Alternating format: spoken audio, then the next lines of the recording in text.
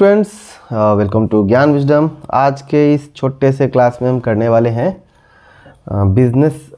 Economics, class 12 economics का important question का ये पार्ट 3। मैंने पहले आपको दो पार्ट दे रखा है, जहाँ पे मैंने आपको चैप्टर 1 और चैप्टर 2, ठीक है, चैप्टर 1 और चैप्टर 2 दोनों का मैंने आपको इंपॉर्टेंट क्वेश्चन दे दिया था। अभी हम चैप्टर 3 की बात करेंगे और 4 की बात करेंगे और चैप्टर 5 की बात करेंगे। मतलब कि हम 3 चैप्टर का बात इसी वीडियो में करने वाले हैं। तो थोड़ा सा लंबा वीडियो बन सकता है, बट आप पूरा देखिएगा, पूरा समझिएगा और उसके हिसाब से आप पढ़िएगा, ठीक है। एक इम्पॉर्टेंट बात जो मैं आपको पहले बताता हूँ, यहाँ पे बेसिकली 2024 मतलब लास्ट जो एग्ज़ाम आया था उसके भी क्वेश्चंस रखे गए हैं। सो इमीडिएटली प्रीवियस ईयर से क्वेश्चन आने का चांस कम रहता है। ऑल्दो एक दो एग्जाम में हमने देखा है 12-15 नंबर का क्वेश्चन जो है प्रीवियस ईयर से पूछ लिया है। तो आपके ऊपर मैं छोड़ देता हूँ, क्योंकि मैं अगर बोल दूंगा ना पढ़ो, आप लोग नहीं पढ़ोगे, आ गया तो बोलोगे कि आपने कहा था नहीं पढ़ने के लिए, बट आ गया। तो इसलिए वो आप अपने हिसाब से देख लो, ठीक है। मतलब एकदम इमीडिएटली प्रीवियस ईयर वाला जो है ना, थोड़ा सा कम चांस रहता है आने का, बट बाद बाकी तो आपको देखना ही है। और चलिए देखते हैं। और सारे क्वेश्चंस जो है कहाँ से लिए गए हैं? सारे क्वेश्चंस मेरे इकोनॉमिक्स के नोट्स से लिए गए हैं। जिन लोगों ने पेड नोट्स लिया है उनको ये सब पहले ही मिल चुका होगा। बेसिकली नोट्स में दो तरह का मार्किंग किया गया है। एक आपका AHSC मार्किंग है, IMP मार्किंग करके होगा, ठीक है। या रेयरली आस्क्ड कर दे दिया हो तो उसको मतलब उसको कम ही पूछना है, ना के बराबर आ रहा है वो, तो आपको उसके अकॉर्डिंग आपको प्रिपरेशन करना है। अगर आपने अभी तक इकोनॉमिक्स का नोट्स नहीं लिया है तो आप ज्ञान विजडम से एक बार नोट्स ले सकते हो। और एक और बात बता दूँ कि आप सारा जो है ना इंपॉर्टेंट क्वेश्चन हम नहीं दे पाएंगे, क्योंकि समय नहीं है बचा हुआ। तो आज जो क्लास आएगा इसी में जितना हो सकता है हम देते हैं। पार्ट बी का पूरा जो है आपको ऐप पे, ज्ञान विजडम ऐप पे जाके इकोनॉमिक्स का नोट्स बाई करने से सब, जैसे मैंने यहाँ पे AHSC मार्किंग करके दिया है वही से आपको अच्छा से पढ़ना है। आपके एग्जाम में वहीं से रिपीट हो जाना है, ठीक है।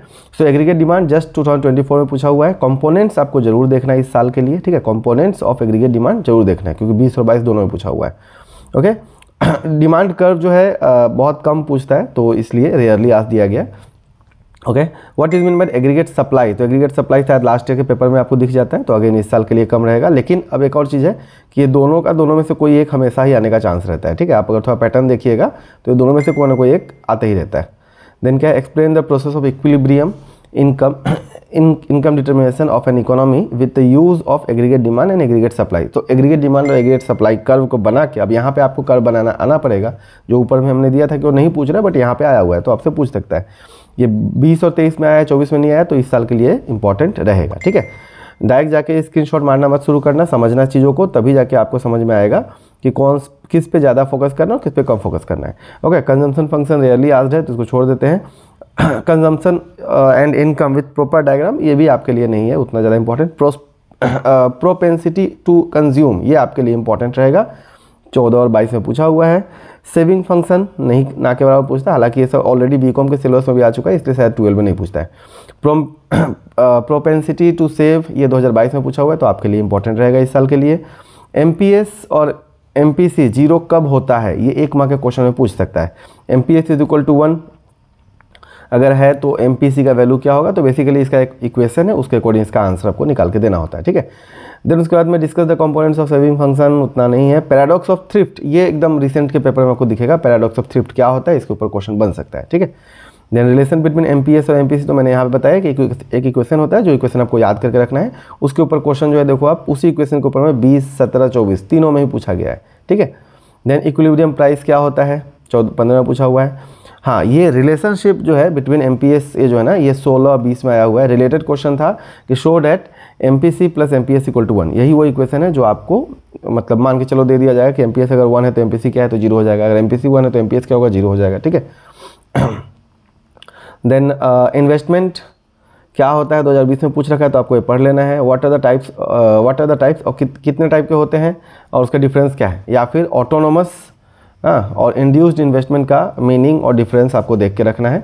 हालांकि नोट जो है लास्ट ईयर आ चुका है, तो इस साल शायद डिफरेंस आने का चांस रहेगा। डिटरमिनेंट ऑफ इन्वेस्टमेंट 2023 में पूछ रखा है, ओके।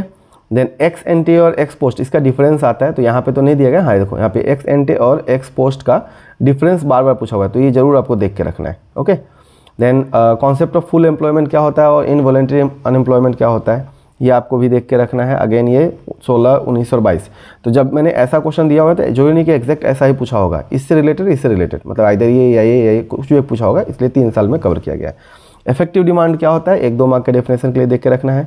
शॉर्ट रेयरली आस्क है, ये आपके ऊपर मैं छोड़ देता हूँ। अच्छा, 24 में पूछा हुआ है impact of changes in government expenditure and changes in taxes on equilibrium income. 24 में पूछ रखा है तो इस साल शायद कम ही रहेगा चांस आने का। देन पहुँचते हैं यहाँ पे फुल एम्प्लॉयमेंट इक्विलिब्रियम और अंडर एम्प्लॉयमेंट इक्विलिब्रियम क्या होता है, 17 में पूछा हुआ है। Meaning of investment multiplier very important, इस साल के लिए बहुत इंपॉर्टेंट रहेगा, ठीक है। सिंस ये 22-23 में पूछा था, उसके बाद नहीं पूछा है तो आपसे पूछ सकता है, ओके, एग्जाम्पल के साथ बताना है। इन्वेस्टमेंट मल्टीप्लायर और मार्जिनल प्रोपेंसिटी टू कंज्यूम जो है MPC, इसके ऊपर जो है डिफरेंस रिलेशनशिप पूछा हुआ है आपका 2014 में, उसका तो पूछना छोड़ दिया है, ओके। कैसे काम करता है ये सब आप लोग देख सकते हो, इसके फीचर्स वगैरह क्या होता है, बट ज़्यादा इंपॉर्टेंट नहीं कि अभी तक ये आया नहीं, ओके।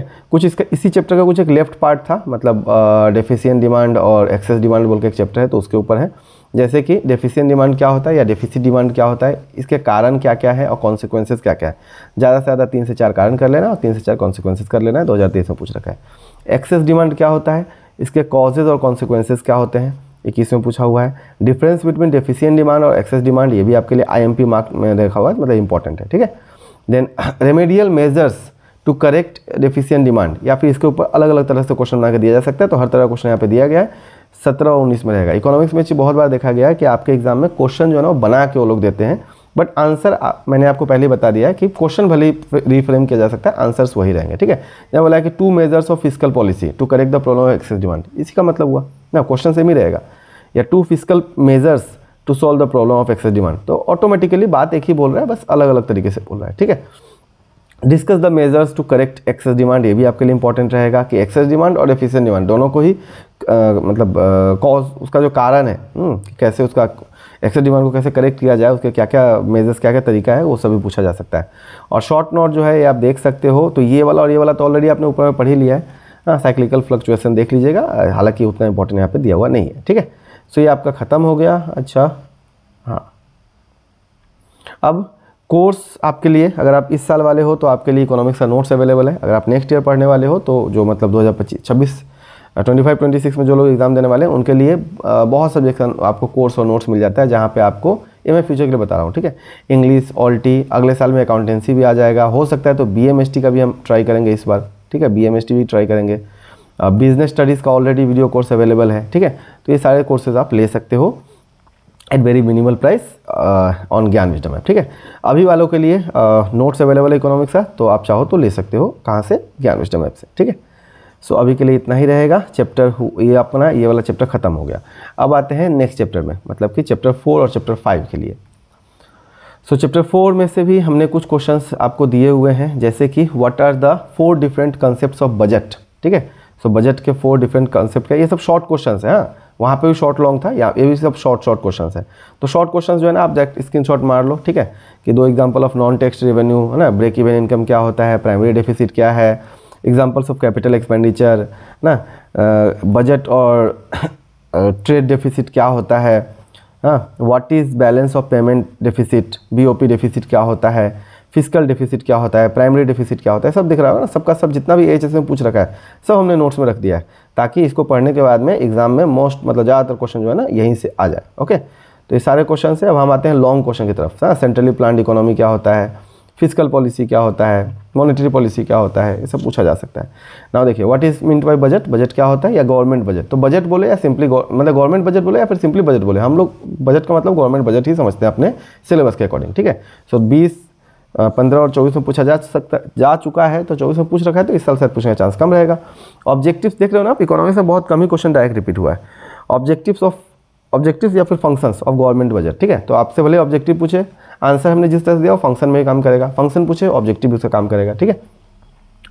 15, 23 और 16 और 23 में पूछा हुआ है, तो इस साल के लिए इंपॉर्टेंट रहेगा। Concept components of government budget, इसको छोड़ देते हैं अभी, ओके। यहाँ से आपको जो करना है, रेवेन्यू अकाउंट क्या होता है, इसके सब डिवीज़न या और सोर्सेज क्या क्या है, mention the 2 items of non plan expenditure of government budget, ठीक है। तो ये आपको देख के रखना है। कैपिटल अकाउंट और इसके सब डिविजन्स यहाँ पे नहीं दिए गए हैं, ओके, हालांकि इसका आ रखा है तो ये भी आपको शायद कर ही लेना चाहिए ना। देन क्या है, प्लान एक्सपेंडिचर और नॉन प्लान एक्सपेंडिचर क्या होता है, इसके बीच में मीनिंग हो सकता है, डिफरेंस भी पूछा जा सकता है, okay. Examples of non plan expenditure 16, 18 और 21 में पूछा हुआ है, ओके। डिस्टिंक्शन बिटवीन कैपिटल और रेवेन्यू एक्सपेंडिचर, ये आपका 24 में पूछ रखा है, फिर भी इसको देख के रखिएगा, क्योंकि ये टॉपिक जो है इकोनॉमिक्स के पॉइंट ऑफ व्यू से बहुत इंपॉर्टेंट होता है, okay. Then plan expenditure, non plan expenditure तो मैंने ऊपर बता दिया है। सरप्लस बजट क्या होता है, बैलेंस्ड बजट क्या होता है और डेफिसिट बजट क्या होता है। तो बजट के जो टाइप्स है उसके ऊपर क्वेश्चन बना हुआ है 18, 20 और 21 में, देख के रखना है अपने को। डेफिसिट बजट क्या होता है, why is the deficit budget considered more beneficial than a surplus budget.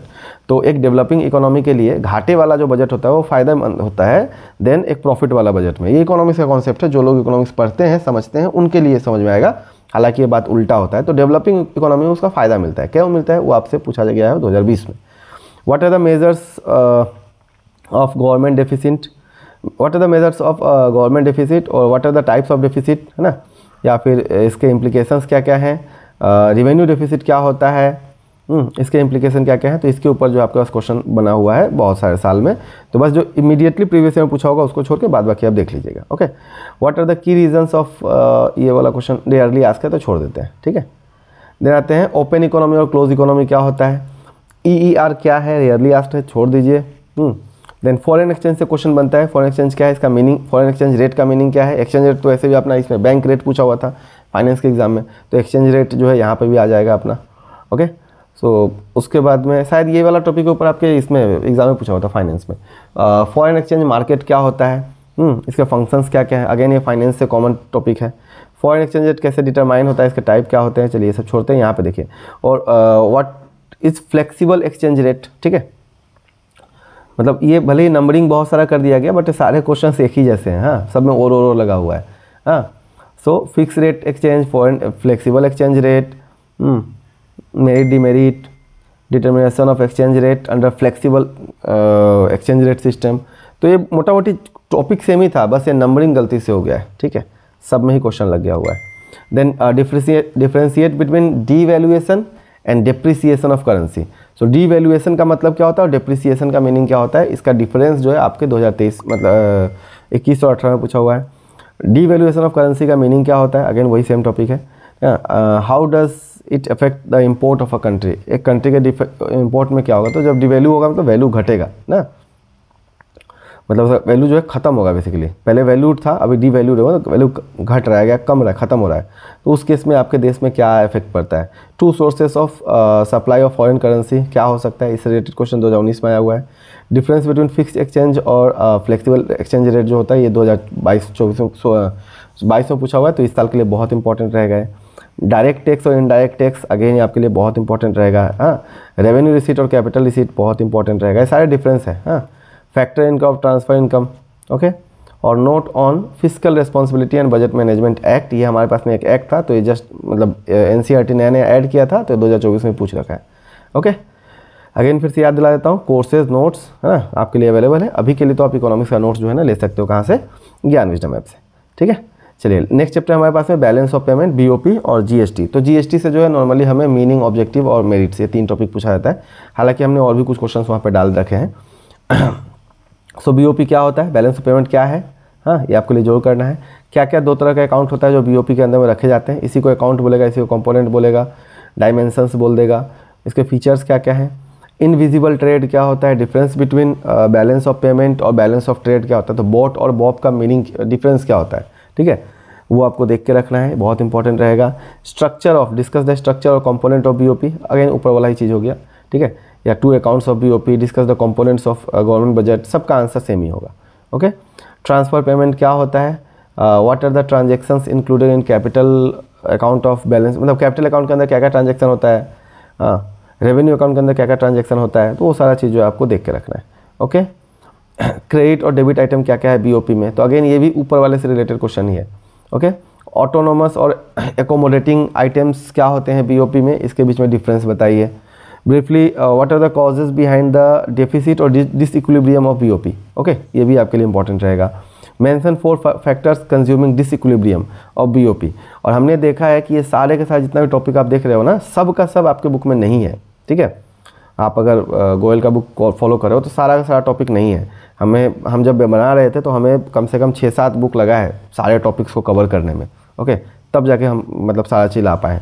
तो मतलब क्वेश्चन जो है बहुत ही भयंकर लेवल का काट देता है लोग, मतलब नया नया कुछ आ ही जाता है, कम से कम 15 नंबर के आसपास का हर साल ही नया नया टॉपिक घुसा देता है। सिग्निफिकेंस ऑफ रेवेन्यू डेफिसिट, ठीक है। अच्छा, GST वाले पार्ट से आपको GST क्या है, ये सब शॉर्ट क्वेश्चन है, कब आया था, है ना। इसके डिफरेंस स्लैब्स क्या क्या है, ये आपसे 2020 में पूछा गया है, मतलब इसके ऊपर ही क्वेश्चन पूछा गया होगा, एग्जैक्ट यही क्वेश्चन हो या फिर इससे रिलेटेड क्वेश्चन होगा, इसमें से कोई एक हो रहा होगा। फुल फॉर्म ऑफ जीएसटी 2019 में पूछा गया है ना। Then what are the disadvantage advantages of GST, ये आपको पक्का देख के रखना है। ऑब्जेक्टिव जो है वो देख के ही रखना है, बाद बाकी चीज़ जो आप छोड़ सकते हो। ओके, ये सब जो है उतना नहीं है। देन अगेन बीओपी के ऊपर से क्वेश्चन है कि मीनिंग ऑफ बीओपी, ये सब ऑलरेडी हमने बता ही रखा है ना। रुको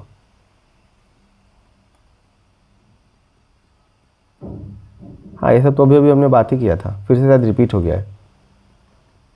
balance of payment, two accounts component, invisible trade, ये सब मैंने आपको अभी भी बताया ही है ना, ये सब अभी मैंने आपको बता दिया है। सो बस इतना ही आपको देख के रखना है, जितना अभी हमने देखा है इतना आप कर लीजिएगा। सो बस हो जाएगा। और कुछ बचा हुआ है तो एक सेकंड में एक बार देख लेता हूँ। लास्ट क्वेश्चन है इसका, what are the transactions included in capital accounts of balance of payment 2024।